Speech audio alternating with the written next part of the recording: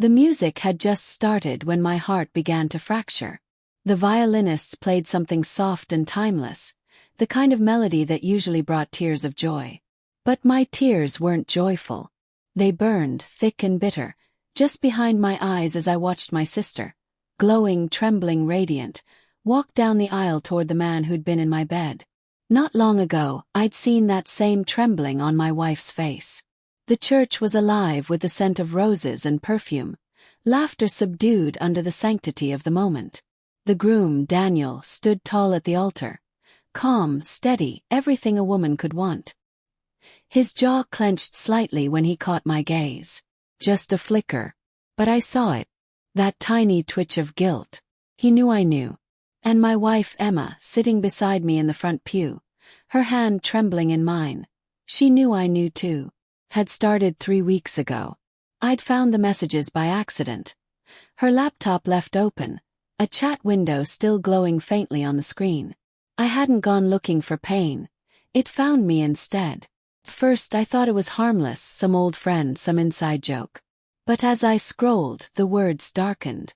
Last night still feels unreal. I keep smelling you on me. You'll ruin everything if you keep texting me here. I can't wait till after the wedding. It'll be easier to see you then.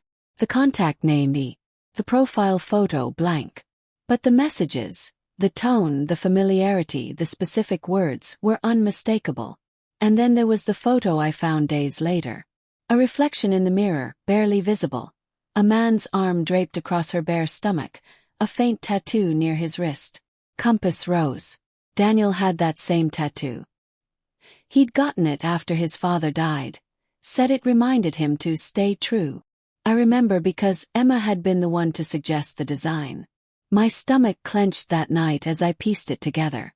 My wife's affair partner was my sister's fiancé. The man she was about to marry.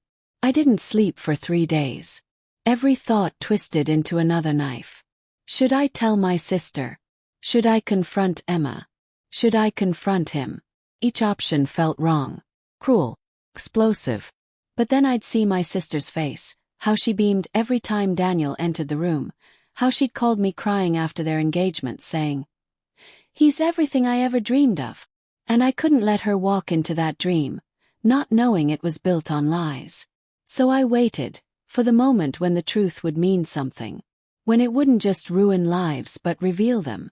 Now, as my sister approached the altar, I could feel my pulse thudding through my chest.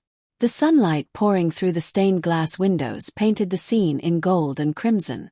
It would have been beautiful, if it weren't so poisoned. Daniel took her hand, smiled, and whispered something that made her laugh softly. I wanted to scream. Emma shifted beside me, her fingers cold and damp in mine. "Are you okay?" she whispered. Her voice so small, so practiced. I turned my head, met her eyes, and for a brief, haunting second, I saw fear there. Not remorse, just fear. That was when I knew she didn't regret it. She only regretted being caught. The priest began to speak. "Dearly beloved, we are gathered here today to celebrate the union." My vision blurred. My breathing turned shallow. Each word echoed hollowly in my skull. Union, faith, vows, forever. I couldn't take it anymore. My sister's eyes shimmered with tears of joy. Daniel's fingers laced through hers. Emma's perfume wrapped around me like smoke.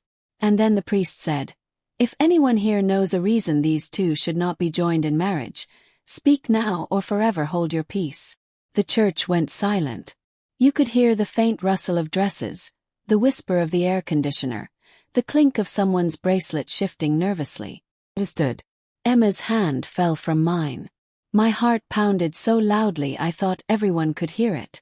My sister turned, confusion in her eyes. Daniel's smile froze. I swallowed hard. My voice shook but carried. "I have a reason." A murmur rippled through the crowd. My mother gasped softly. My father frowned. The priest looked uncertain.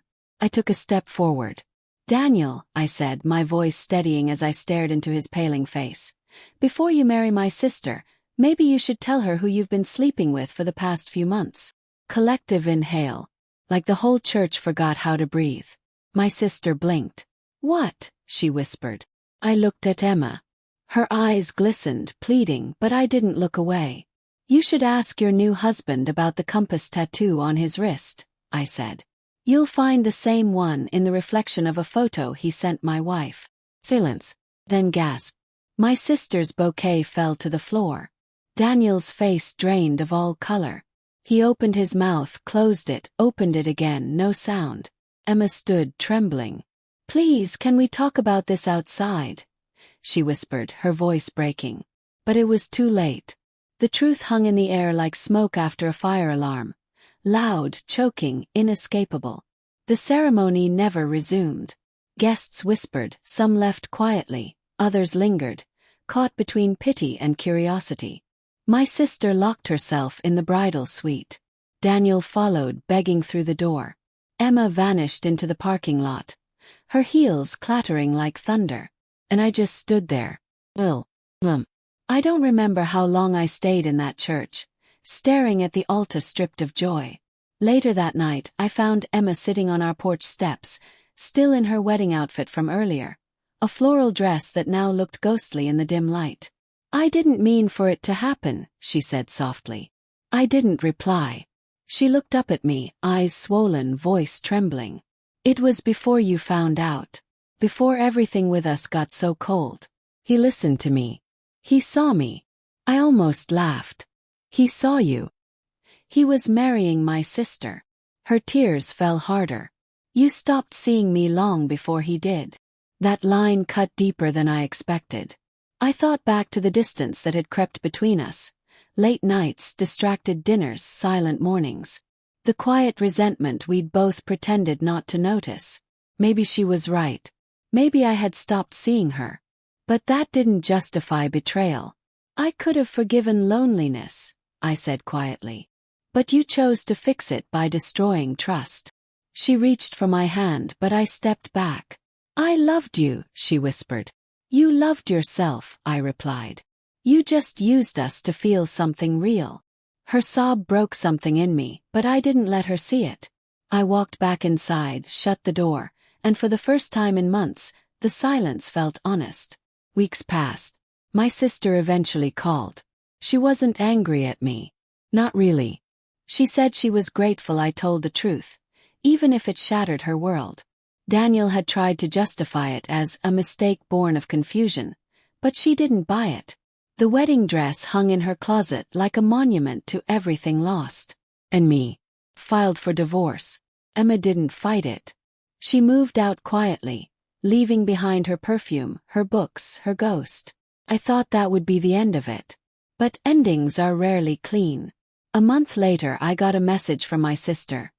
I saw Emma today. She came to apologize. Froze.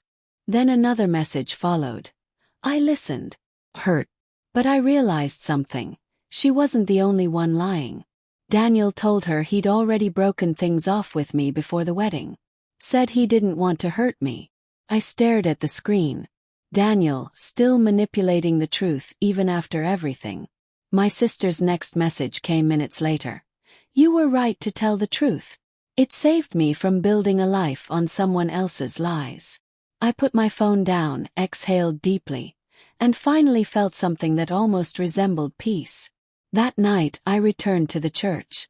The candles were out, the altar empty, but the air still smelled faintly of roses. I stood there alone and whispered to no one in particular.